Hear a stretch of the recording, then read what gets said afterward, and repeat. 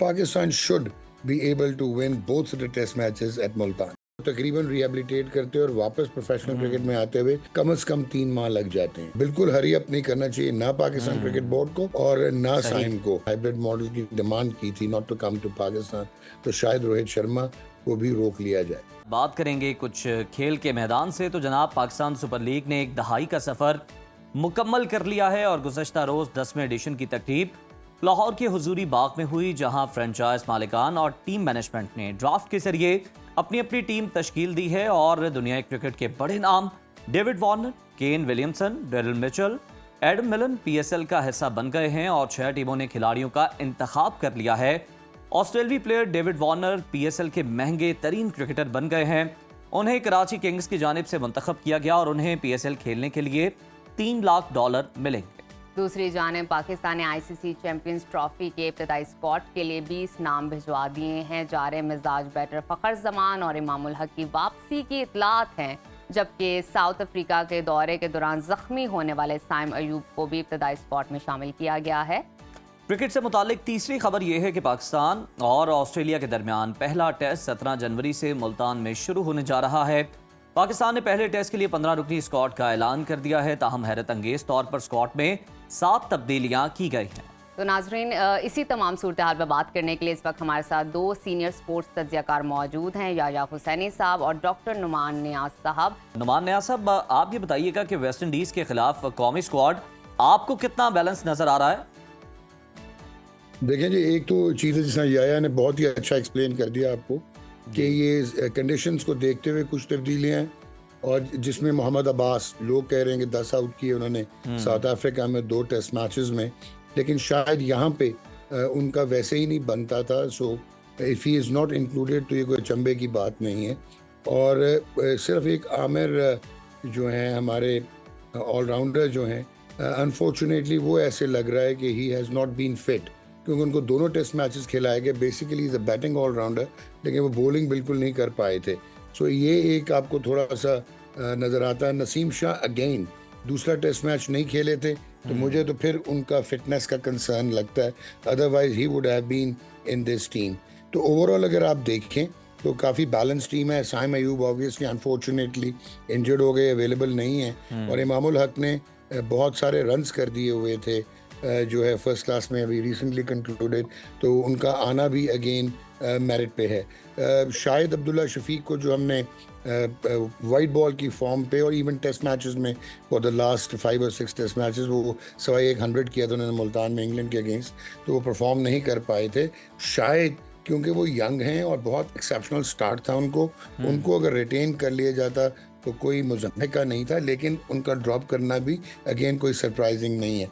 मोहम्मद हुरैरा का आना, in and out रहे हैं, परफॉर्मर हैं, गो कि इस सीज़न में इतने इनके रन्स नहीं हैं। Mohammad Ali for the last 3-4 seasons almost 71 out किए हुए हैं उन्होंने, बहुत अच्छे फास्ट बॉलर हैं।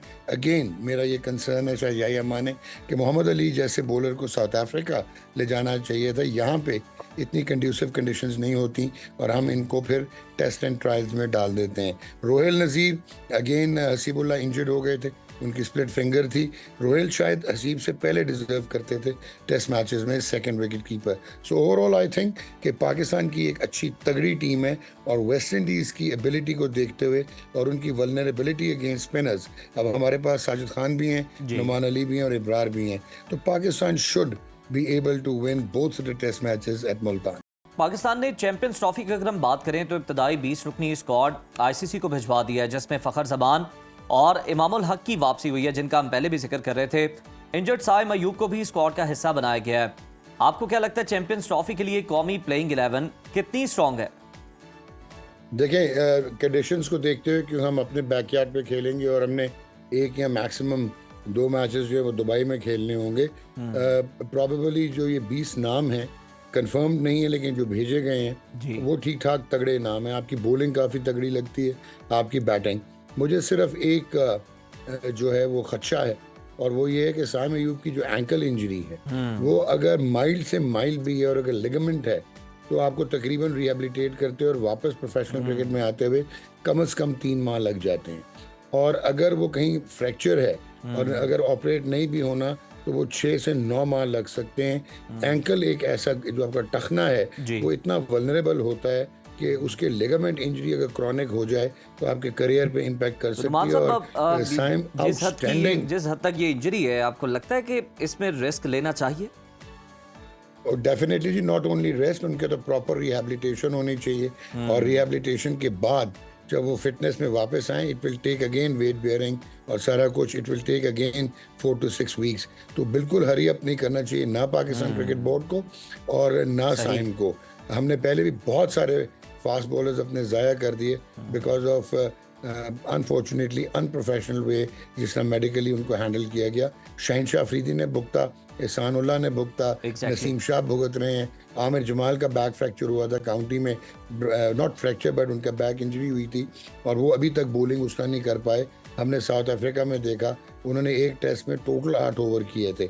सो at the end of the day what is more important is कि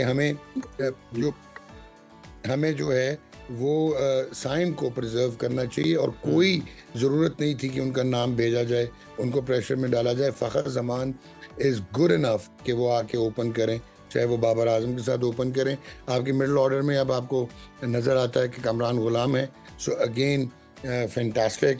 साउथ शकील शायद या मैं ऐसे एग्री करें कि आपको शायद रिक्वायरमेंट हो जाए। और जो मुझे लग रहा है अगर आमिर जमाल फिट नहीं होंगे तो आपको शायद एक ऑलराउंडर, क्योंकि सारा बोझ आ जाएगा सलमान अली आगा पे, जिन्होंने अच्छा हैंडल किया है अपनी स्पिन बॉलिंग से और बैटिंग में। सो ओवरऑल पाकिस्तान की टीम इतनी बुरी नहीं है and we should not consider कि ये जो हैं ये कोई लो रैंकिंग जाएंगे। ओडीआई में भी आपने रिसर्जेंस देखी है, ऑस्ट्रेलिया में हमने ऑस्ट्रेलिया से सीरीज जीती है, साउथ अफ्रीका में 3-0 किया है। तो वनडे इंटरनेशनल में हमें बैलेंस बनता नजर आ रहा है और इन होम कंडीशन में I think Pakistan should be able to do much better than expected. सही। इत्तलात ये भी आ रही है कि भारतीय कप्तान रोहित शर्मा चैंपियंस ट्रॉफी के फोटोशूट के लिए पाकिस्तान आ सकते हैं। वो मुमकिना तौर पर कप्तानों की प्रेस कॉन्फ्रेंस में भी शिरकत करेंगे, मगर अभी तक जो है हतमी फैसला सामने नहीं आ सका। क्या आपको लगता है कि वो पाकिस्तान आएंगे? देखें, ये बड़ा ट्रिकी सी चीज़ है। अगर रोहित शर्मा को आने में तो कोई हर्ज और कोई मुज़ायका नहीं है। Pakistan is as safe as any country in the world और आना चाहिए। उन्हें कप्तानों की फ़ोटोग्राफ है और वो जिसमें इनिशियल प्रेस कॉन्फ्रेंस होती है। बट मुझे नहीं लगता कि बीसीसीआई उनको भेजेगा, क्योंकि अगर भेजेगा तो वो अपना ही नैरेटिव जो है उसको कंसीड करेगा और कॉन्ट्राडिक्ट करेगा, क्योंकि उन्होंने ये कहा था कि they feel unsafe in Pakistan and that is the reason कि वो सारा एक बहुत बड़ी जो है मुश्किलात का सामना था, कंट्रोवर्सी बनी। आईसीसी चैंपियंस ट्रॉफी का स्केड्यूल लेट हो गया। Yes. पाकिस्तान और इंडिया को जो है इवेंचुअली उन्होंने कहा जी हम थर्ड दूसरे न्यूट्रल वेन्यू पे जाके खेलेंगे और मेरा नहीं ख्याल है कि उनको आने दिया जाएगा। अगर वो आते हैं, इससे पहले रॉजर बेनी भी आए, शुक्ला भी आए, इवन इनके जो है एक ब्यूरोक्रेट भी आए थे, एक मिनिस्टर भी आए थे रिसेंटली कॉन्फ्रेंस पे। सो मेरा नहीं ख्याल है जयशंकर। जिस बेसिस पे उन्होंने ना की है और उन्होंने हाइब्रिड मॉडल की डिमांड की थी not to come to Pakistan, तो शायद रोहित शर्मा को भी रोक लिया जाए। तो सरफराज के नए रोल पर आप क्या कमेंट करेंगे? मैं जी नंबर 1 जिया ने बहुत ही अच्छा कहा है कि कोयटा ग्लैडिएटर्स के वो ऑलमोस्ट उनकी पेरेंट फ्रेंचाइज रही और 8 सीजन उन्होंने कप्तानी की। शराली रूसो ने 9th में की थी। हर प्लेयर का जो है वो ऑब्वियसली उन्होंने डिसाइड करना होता है ट्वाइलाइट ऑफ देयर करियर, लेकिन सरफराज अहमद का मैं ये कहूँगा कि one of the sharpest cricketing minds और एक बेहतरीन कप्तान था वो पाकिस्तान का। Not only champions trophy, the way he led Pakistan in T20s और आपकी नंबर 1 टीम थी, शायद 31 में से 28 मैच उन्होंने जीते थे एज कप्तान। पॉलिटिकली उनको रिमूव किया गया, गलत रिमूव किया गया, गलत टीम से हटाया गया, उनके साथ बहुत नाइंसाफ़ी हुई, बट ही विथस्टूड। फिर वो वापस आए जो चैंपियन प्लेयर्स करते हैं। न्यूजीलैंड के अगेंस्ट टेस्ट मैचेस में एट होम उन्होंने परफॉर्म किया, सिंगल हैंडेडली इम्पैक्ट क्रिएट किया। तो मेरे ख्याल में अब उनकी जो शिफ्ट है एब्सोल्युटली या स्पॉट ऑन कि उन्होंने अब आगे चलना, भी मेंटोरिंग भी वो कर रहे हैं। चैंपियंस जो टूर्नामेंट होते हैं पाकिस्तान में उसमें वो मेंटोर भी हैं और अब वो कोच होंगे कोयटा ग्लैडिएटर्स के। वेरी हार्टनिंग जी कि हमारे एक्स प्लेयर को जिसकी इतनी कंट्रीब्यूशन है और उसको जो है वो ऑब्वियसली उसका राइट है कि उसने अब शिफ्ट होना है। तो मेरी मुस्कुराहट ये थी कि वन ऑफ द बिल्कुल ठीक आपने कहा नुमान साहब, बड़े कामयाब कप्तान भी रहे हैं और ये बड़ी अच्छी बात है कि जो फ्रेंचाइज है कोयटा ग्लैडिएटर्स वो स्टिल उन्हें ऑन कर रही है और एक रोल दे रही है, उन्हें आउट नहीं कर रही। बहुत शुक्रिया डॉक्टर नुमान नियाज़ साहब आपके वक्त का, याया हुसैनी साहब आपके वक्त का।